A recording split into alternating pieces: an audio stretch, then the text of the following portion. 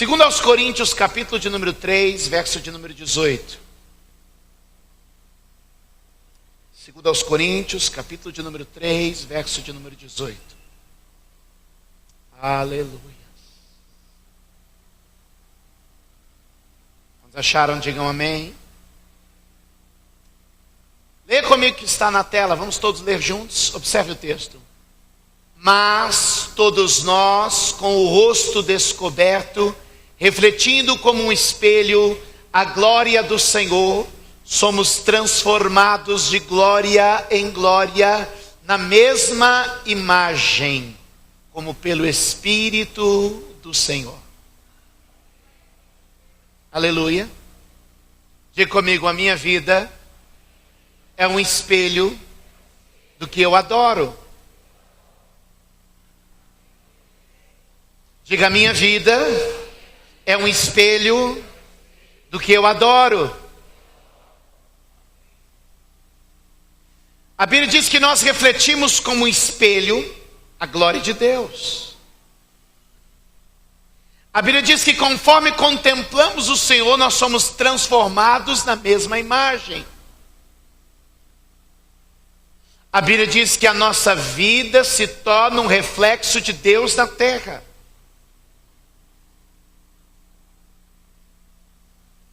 E eu queria desafiar você a se entregar a um processo de transformação, para que quem olhar para você veja Deus. Eu queria desafiar você a se entregar a um processo, a mergulhar em um processo, para que quem olhar para você veja Deus. Que a sua vida deixe de expor quem é você, e a sua vida passe a expor quem Deus é.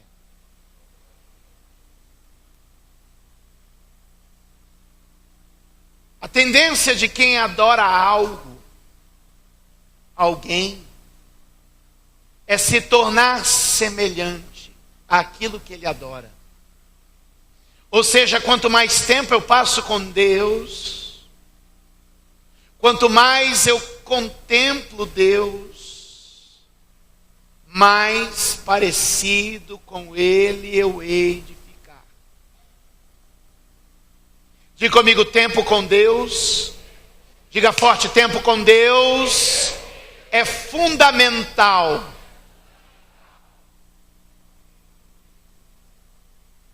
Você já viu um fã de Elvis Presley? Com quem ele parece?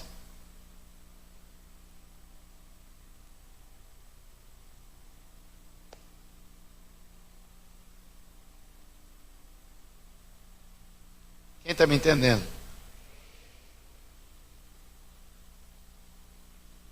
A tendência é que nós nos tornemos parecidos com aquilo que admiramos.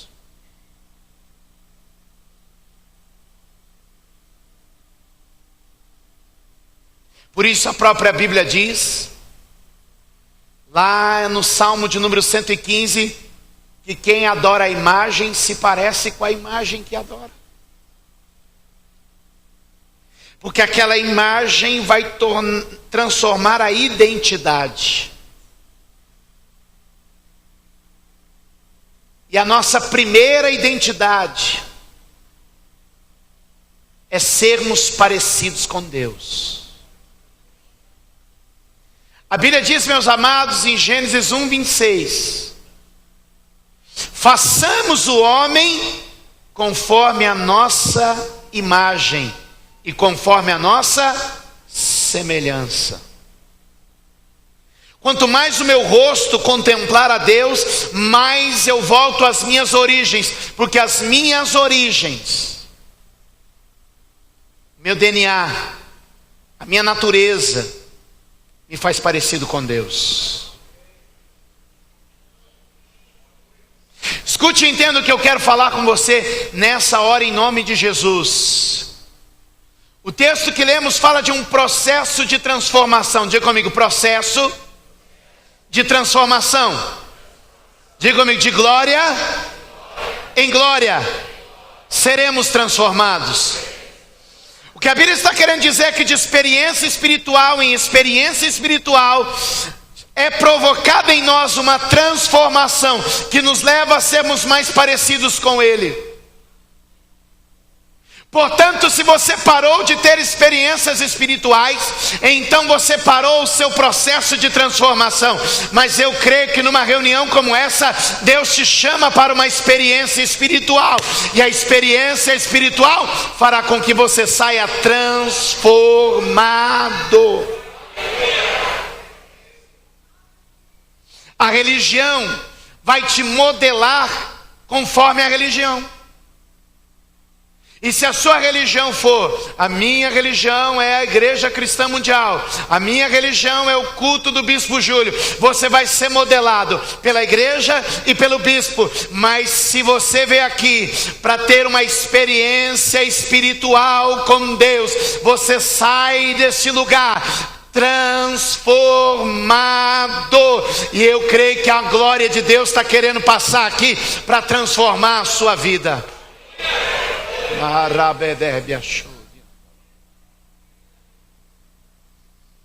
A Bíblia diz que nós vamos sendo transformados de glória em glória até ficarmos a imagem, refletindo como um espelho. Diga comigo, espelho não tem imagem própria.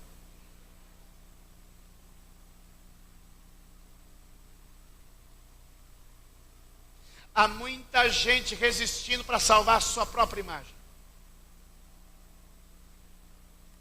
Há muita gente querendo preservar a sua própria imagem. E Deus está dizendo para você: não te chamei para revelar na terra quem você é, mas chamei para revelar na terra quem eu sou.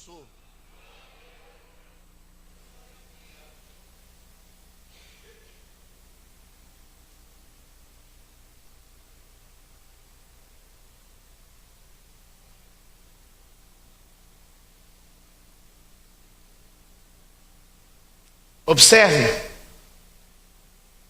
no mesmo capítulo que estamos, verso de número 12, 2 Coríntios 3, 12.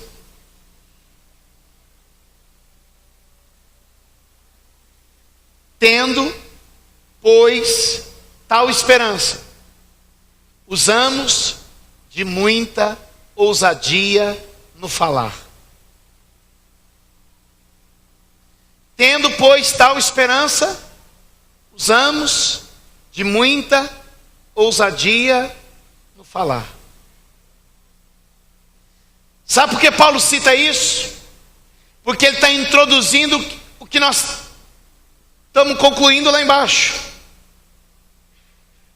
Ele está dizendo o seguinte: eu vou falar uma coisa tão forte, tão profunda,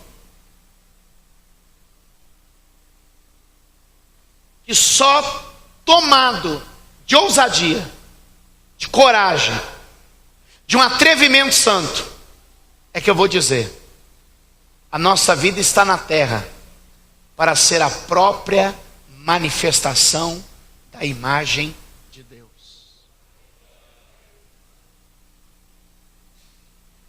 E por que nos tornamos muitas vezes diferentes do que o nosso Deus é? E as pessoas olham para nós esperando ver quem o nosso Deus é. Diga para quem está perto de você, diga: você é a única Bíblia que muitos irão ler.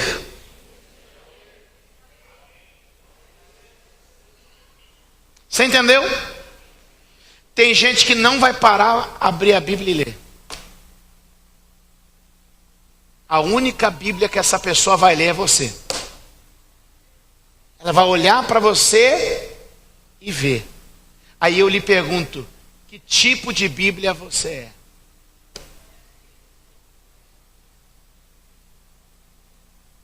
Que tipo de Bíblia você tem sido? Porque você é a Bíblia que muita gente está lendo, ou que a maioria está lendo.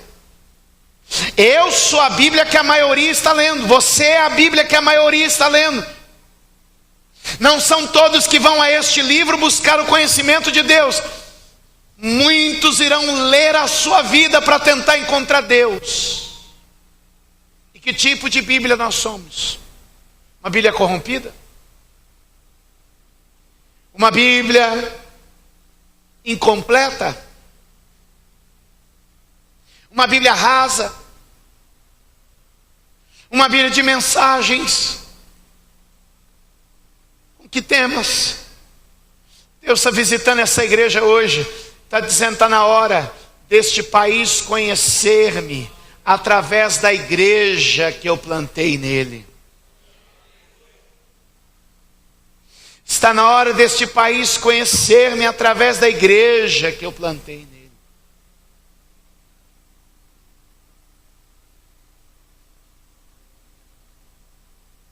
A qualidade da igreja numa nação não depende dos pastores que têm programas de televisão, de rádio,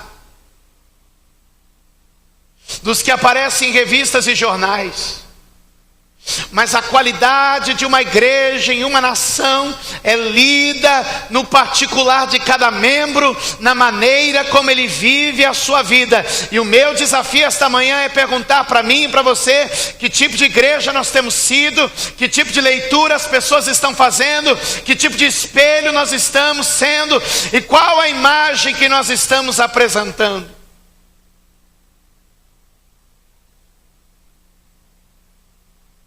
Quantos precisam ser um espelho aperfeiçoado, polido e melhorado? Paulo está dizendo, é um assunto de muita ousadia, e eu creio que hoje Deus nos trouxe aqui para muita ousadia no falar, e o meu desejo é que saímos daqui um pouco mais parecidos com Deus, e quem olhar para a nossa face nos veja resplandecendo uma glória. Que o meu rosto e o seu rosto saia daqui hoje brilhando, refletindo como espelho aquele que é Deus. Se não plenamente, pelo menos um pouco mais polidos. Se não plenamente, um pouco mais iluminados. É muita coragem querer parecer com Deus. Mas Paulo diz, eu tenho esperança. É muita ousadia pregar sobre uma comunidade que se pareça com o Deus que ela adora. Mas eu quero que hoje emprestar as palavras do apóstolo Paulo e dizer, eu tenho esperança de que essa comunidade vai refletir o Deus que ela veio adorar agora de manhã. Eu não sei para onde você vai ao sair daqui. Eu não sei o que você vai fazer ao sair daqui essa manhã. Eu não sei com que pessoas você vai encontrar após esse culto. Mas eu tenho tal esperança e uso de muita ousadia no falar. Estas pessoas, aonde você estiver, verá a face de Deus refletida em sua face. Se o rosto de Moisés brilhava quando ele subia ao monte, se o rosto de Moisés brilhava quando ele falava com Deus, Pai, a minha oração esta manhã, que a nossa vida brilhe, que a nossa face brilhe, enquanto estamos na Tua presença.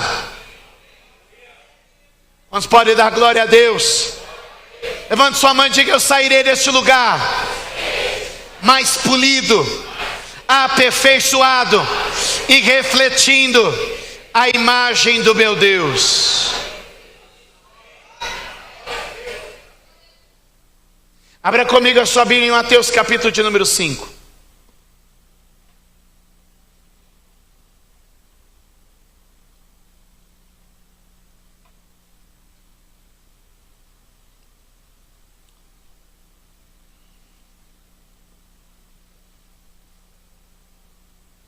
Verso de número 13, 14, 15 e 16.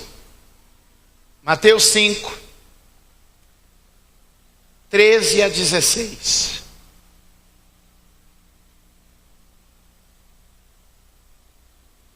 Amém? Diz a Bíblia: Vós sois o sal da terra, Se o sal for insípido, oh meu Deus, com o que há de salgar? Para nada mais presta, senão para se lançar fora e ser pisado pelos homens. Vós sois a luz do mundo. Não se pode esconder uma cidade edificada sobre um monte, nem se acende uma candeia e se coloca debaixo do alqueire, mas no velador, e dá luz a todos que estão na casa. Assim resplandeça a vossa luz diante dos homens, para que vejam as vossas boas obras e glorifiquem a vosso Pai que está nos céus.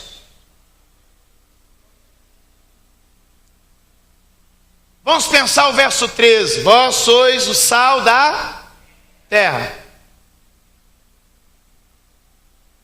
O sal é um elemento usado como adubo. Ele corrige a qualidade do solo. Sal não é só sal de comida. Existem vários tipos de sal. E a Bíblia fala de um tipo de sal que era jogado no solo para fazer a correção do solo, para que o solo se tornasse mais produtivo, para que a terra se tornasse mais saudável. Observe o que eu estou dizendo para você. Deus nos deixou na terra para fazer da terra mais saudável. A igreja evangélica brasileira caminha a largos passos para se tornar uma maioria. Um dia ela foi uma minoria, mas ela caminha a largos passos para se tornar. Mas a minha pergunta não é quando seremos maioria. A minha questão é: que tipo de maioria nós seremos?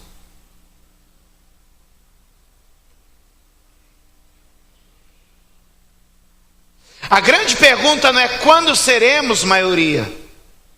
A grande pergunta é que tipo de maioria nós seremos. Nós vamos ser maioria nessa cidade. Mas a grande questão é que tipo de maioria a gente vai ser. A Bíblia diz o seguinte: que o sal precisa agir para trazer a saúde a essa terra. Ele tem uma função. Mas também a Bíblia diz aqui: mas se ele não cumprir a sua função, o que vai acontecer com ele é que ele vai ser pisado. A única questão é que ele vai ser pisado. E conforme ele vai sendo pisado, ele vai sendo misturado à terra. Só que ele não produz efeitos na terra. A igreja vai ser pisada. A igreja sempre vai ser pisada. Eu vou ser pisado, você vai ser pisado. Quando nós servimos ao Senhor, nós somos pisados. Só que quando nós somos pisados, a questão é: que efeito a gente produz?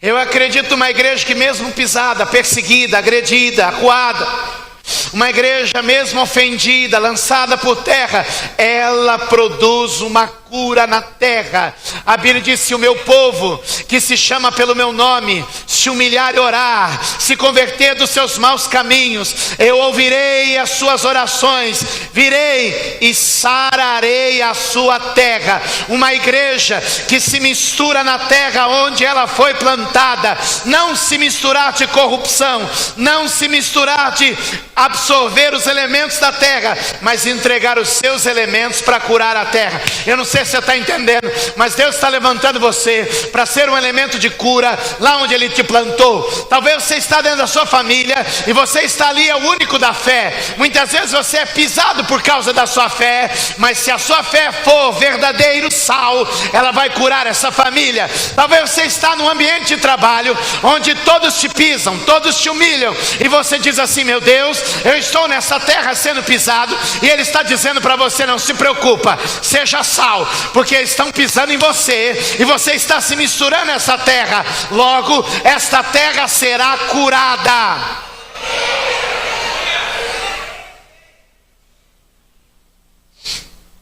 A Bíblia diz que nós podemos ser, e esse é o processo. Deus vai nos misturar à terra, e essa terra vai ser curada. Então ele fala agora não da função, mas da posição. O verso de número 14 diz: vocês são a luz, e não se pode esconder uma cidade edificada sobre um monte.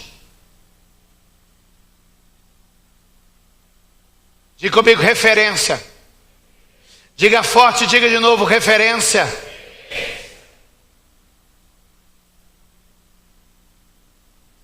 Não existe cristianismo baseado no individualismo. A sociedade que a gente vive é extremamente individual. E isso tem empobrecido a igreja, porque a nossa mentalidade também se transforma em individualista.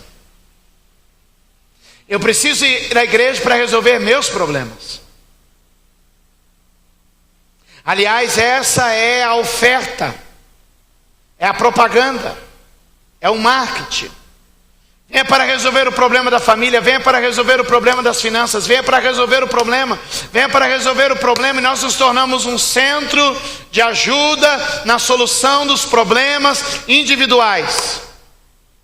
E o Espírito Santo está querendo falar com você essa manhã que cristianismo verdadeiro é transformar essa massa chamada igreja em uma opção de cura, solução, não aos problemas individuais, mas aos problemas que cercam a nossa vida. Deus está falando neste lugar esta manhã, despertando um povo.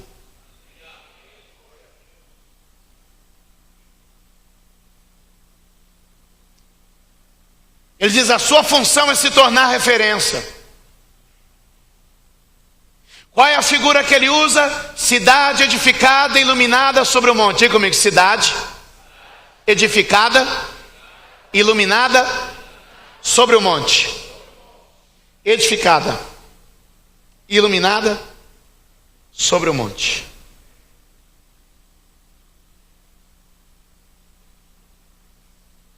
Posicionada, construída e acesa. Qual é o plano dele com isso? O plano dele com isso é o seguinte: essas pessoas que estão ouvindo Jesus sabem o que é viajar à noite no deserto.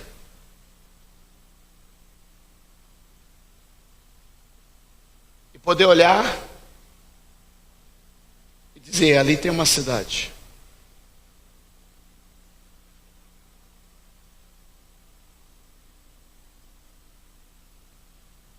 Como eu vou saber que rumo eu tomo? Viajando à noite no deserto. Ali tem uma cidade. Ali tem um refúgio. Ali tem um lugar. A igreja de Cristo precisa ser refúgio para os que caminham na escuridão desse mundo. A igreja de Jesus precisa ser luz para os que atravessam os desertos dessa vida. A igreja precisa ser a opção para quem está perdido nos caminhos dessa terra. E a minha grande pergunta é: o que estamos fazendo da nossa vida? Pois as pessoas não verão Deus senão através de nós. Então ele diz: assim resplandeça a vossa luz diante dos homens. Assim resplandeça a vossa luz diante dos homens.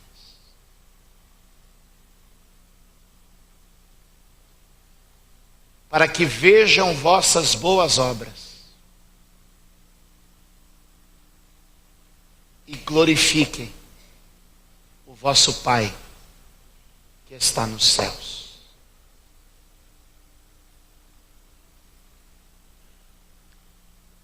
Quando você chegar aonde você chegar, vai curar a terra e vai iluminar o lugar. Diga: eu sou sal e luz.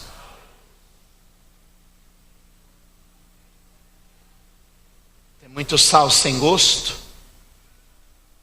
e muita luz escondida debaixo da cama. Chegou o tempo de produzir efeitos, de demonstrar utilidade. Ou você acha que quando alguém lhe conta um problema, não é a opção de que você faça uma oração?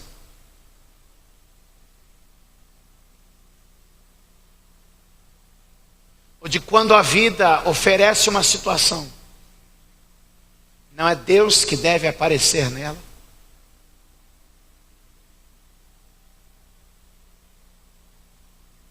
Atos capítulo de número 28.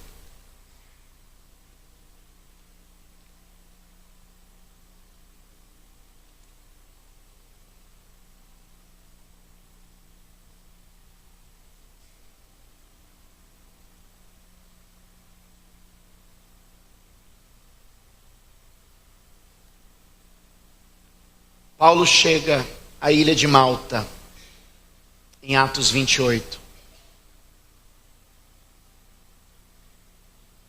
Eu vou terminar com esse texto, orando com vocês. E havendo escapado, então, souberam que a ilha se chamava Malta. E os bárbaros usaram conosco de não pouca humanidade, porque acendendo uma grande fogueira, nos recolheram a todos por causa da chuva que caía e por causa do frio. E havendo Paulo ajuntado uma quantidade de vides, gravetos, e pondo-os no fogo, uma víbora, uma cobra, fugindo do calor, lhe acometeu a mão.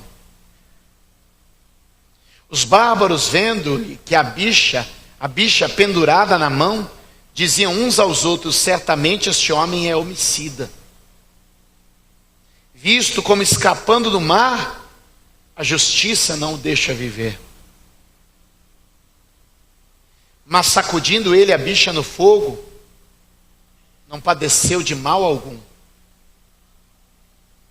E esperavam que ele viesse inchar, cair morto, de repente.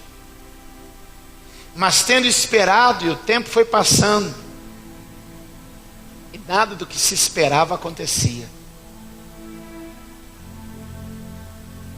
E vendo que nenhum incômodo lhe sobrevinha, nenhum incômodo, mudando de parecer, diziam: esse homem só pode ser um Deus. Ele é um Deus que se fez carne. Ele é um Deus que está entre nós. Quando Paulo chega àquela ilha, queridos, aquela ilha conhecia uma deusa chamada Justiça.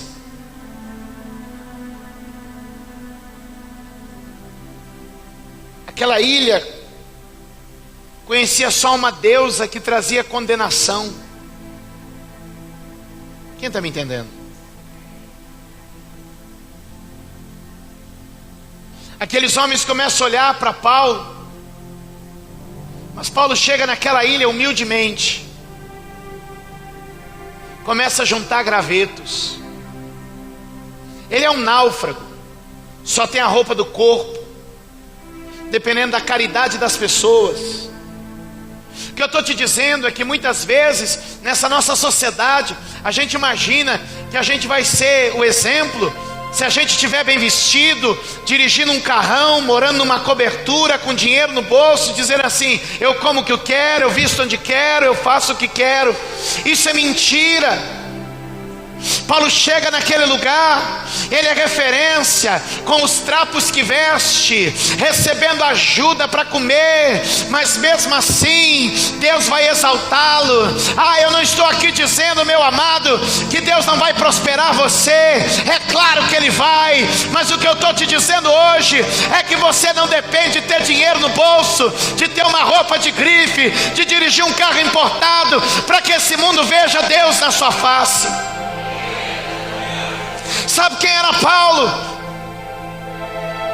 Paulo era alguém como daqueles que te abordam na rua pedindo assim, eu preciso de uma passagem para chegar em tal lugar. Já aconteceu com você?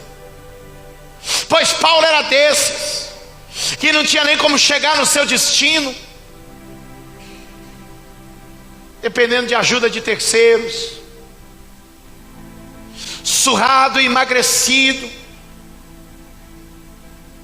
há mais de 14 dias, comendo mal, dormindo mal, vivendo mal. E como se já não se bastasse toda a luta, a Bíblia ainda diz que de todos os homens que desembarcaram naquele dia, a cobra só mordeu um. Ela mordeu o único santo que tinha no navio. Dentre os mais de 200 náufragos, ela morde um único santo. Ela morde o único que tem promessa de Deus. Ela morde o único que está falando de Deus. Se fosse nos nossos dias, alguém talvez diria: está em pecado. Isso não é de Deus nada. Ela morde o único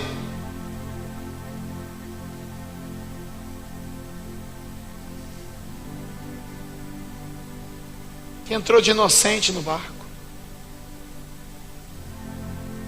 Sobre ele recai a culpa.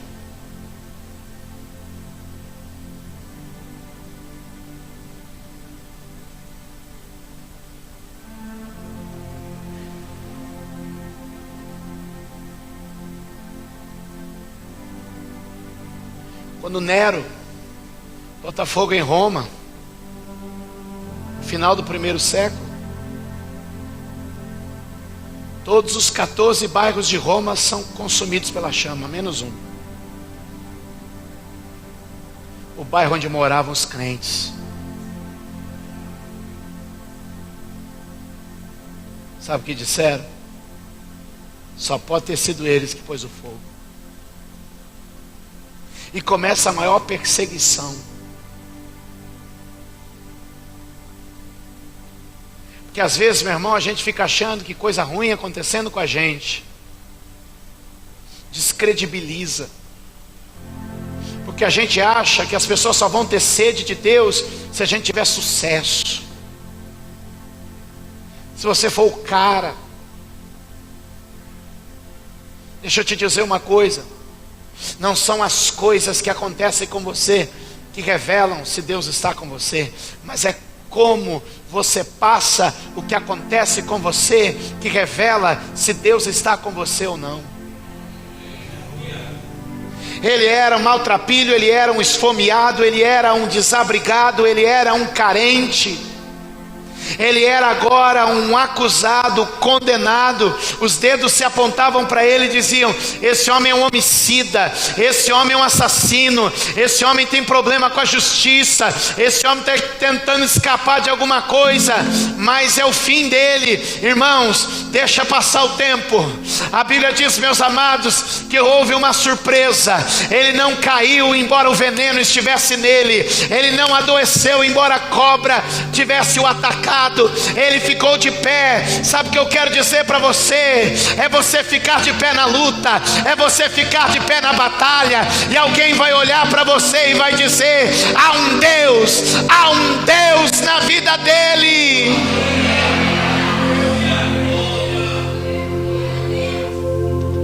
Deus não vai se revelar nas coisas boas que temos.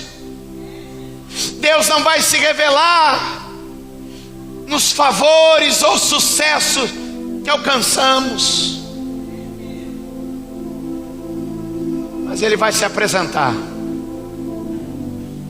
a esse mundo na postura que teremos diante das tempestades, diante das necessidades e diante das serpentes desta vida.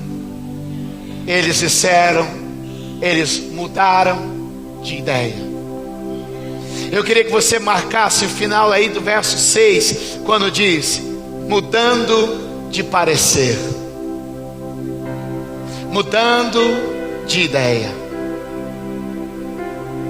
É a minha postura de fé que vai mudar a ideia de muita gente. Diga para 2 ou 3, diga a sua postura de fé que vai mudar a ideia de muita gente.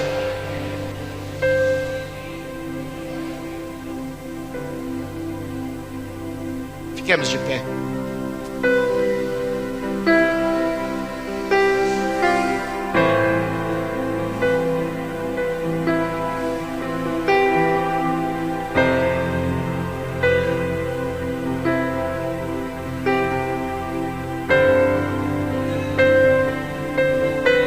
Que tipo de igreja é você?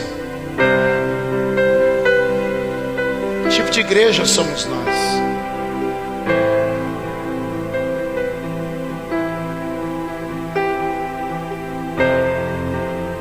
Quando os crentes em Roma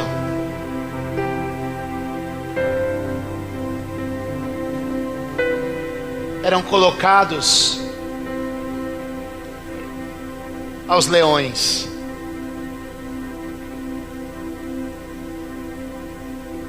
não eram os livramentos que convertiam o povo, não era o fechar da boca dos leões, mas era a violência, era o ataque feroz.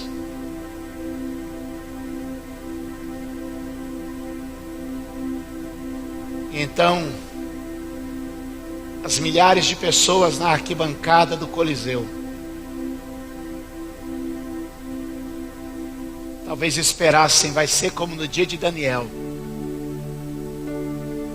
nós vamos ver o leão fechar a boca.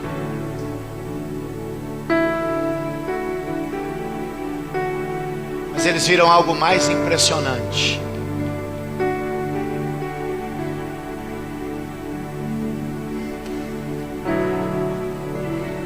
Eles viram gente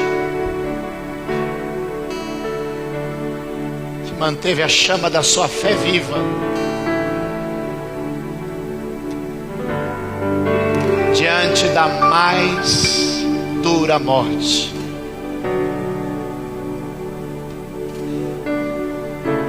E você esmorece.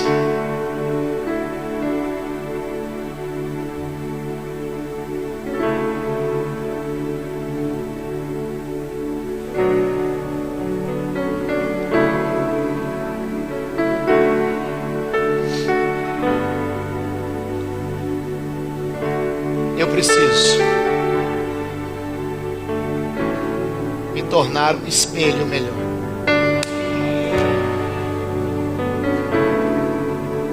Eu preciso me tornar um espelho melhor.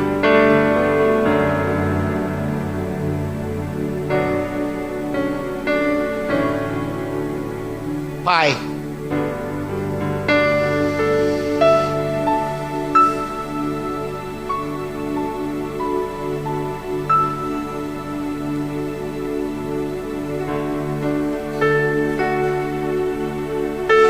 misericórdia de nós, Pai.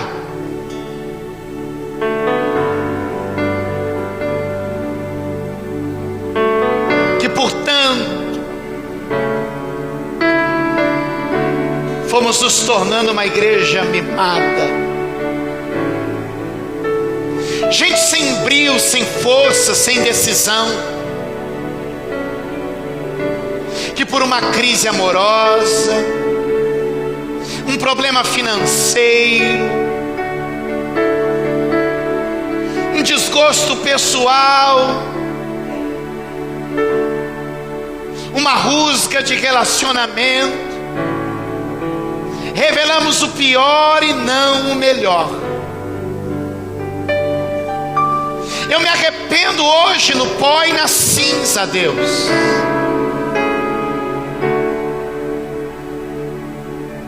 Não é o que eu tenho, não é o que acontece comigo, mas é a postura que eu sustento, que há de revelar o Senhor na minha vida. Eu oro neste momento, meu Pai, e eu peço a Ti nesta hora,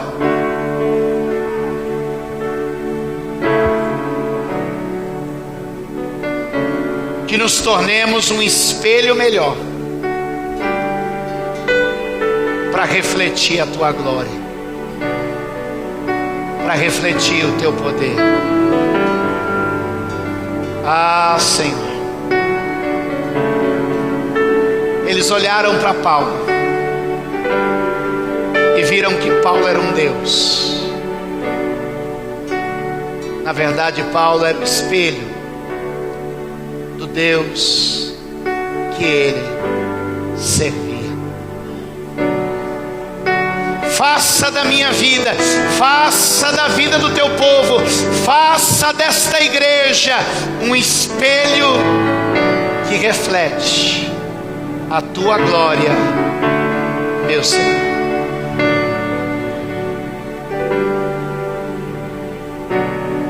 Diga glória a Deus.